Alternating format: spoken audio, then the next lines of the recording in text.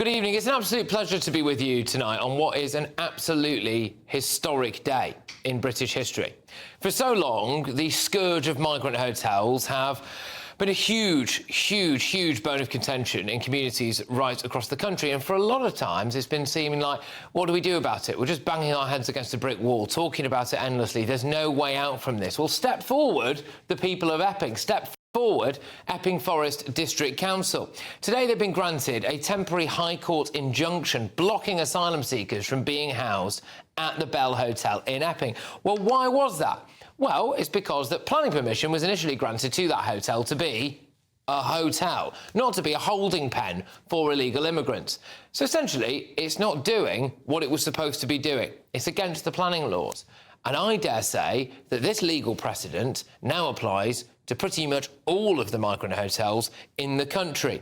You know, let's just have a look at Bournemouth, for example. They've got 3 of those whopping great big migrant hotels right on the beachfront. Do they all have the relevant planning permission? Maybe they do, but I'd be very doubtful. According to this ruling, they'd have to close. And I think it would apply to the hotel in your area. The hotel company, the people who own this hotel, are not able to appeal. The judge said no. You can't appeal it. So that's that done. And I think tonight, the people of Britain seriously do owe a huge debt of gratitude to the people of Epping and to the people of Essex more broadly. It was an absolute pleasure to go down there earlier today when news of this High Court victory broke. They've been standing on the picket lines for rather a long time, this lot, and I went to say hello. And welcome to the Bell Hotel in Epping, which has become one of the most famous hotels in Britain. But today, it's a historic moment. Why? Well, because the local council here has won a High Court temporary injunction to mean that the asylum seekers who are in this hotel will no longer be able to stay here. That is a huge victory for the locals, who always said that this was an inappropriate place to house illegal migrants. We have been peacefully protesting, Patrick, week in, week out. We were told not to. Everything was against us. Everyone was against us. But do you know what? Nothing can beat the British people and their spirit. This constituency once had Sir Winston Churchill as their Member of Parliament. This is a constituency that knows when something is of national importance. And Epping has just done something very big today. How do you feel today, Joe? Elated, just delighted that, you know, it's paid off. We've been here week after week protesting and it's worked and we're all just so happy. This is under the Boris wave of mass immigration under Boris Johnson. He was even worse than Tony Blair when it comes to open borders. Right. And this is just a part of it. You know, obviously they had 14 years to deal with this issue. Yeah. And they didn't. The only reason they're doing anything now is 1, because of these protests, and 2, because they're probably going to lose their seats, a lot of seats around here next year. We've got one of the best immigration policies in the world, and we would welcome people who want to come and work, you know, and benefit the community. These men here do not benefit our community, they don't benefit the country, and they need to be deported. Don't matter how long these immigrants had stayed in here, there is no way in a million years Epping would not have backed down. Never. Don't matter how strong you are. I know people are scared, their jobs, whatever. Do you know what? That's got to bypass you. At the end of the day, we got a point to make, and we've made it. And we would have stayed here to as long as it have ever have taken to have got them out of here. They shouldn't be here in the first place. As soon as they're coming over, they should just be sent back. I've got 3 boys, and I don't even want them walking home from the local pub, and they're 20 years old, just because they have to walk past these. And I don't know what they're going to do. I don't feel safe with them around my kids. They're not minding their own business, are they? And walking around saying, oh, hello, and being respectful.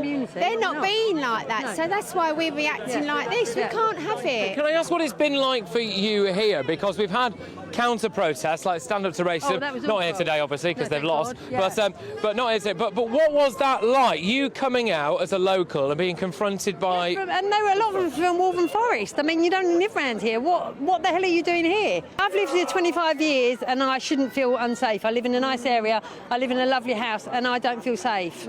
That's ridiculous. And you can't walk your dog over there on a beautiful common. And that's where I like to walk my dog, and I've had to go elsewhere. People from our country, like old people, or have got no money, or they're cutting their heating allowance. They should be in places like that. Our people who've lived here all their life and paid into our system.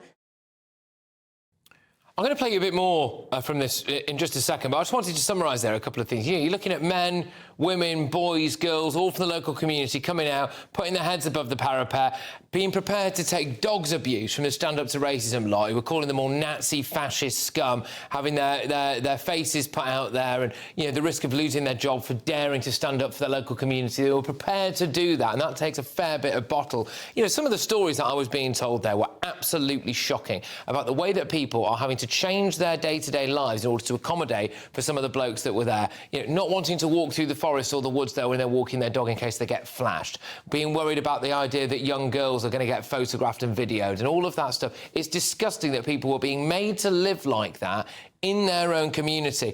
I also think it's really bad that some of the other media outlets who have turned up, or maybe not turned up and decided to cover the story anyway, have delved into calling people like that far-right, racist, or painting them out to all be gormless idiots, which is actually interesting because it did get a little bit spicy when the BBC rocked up.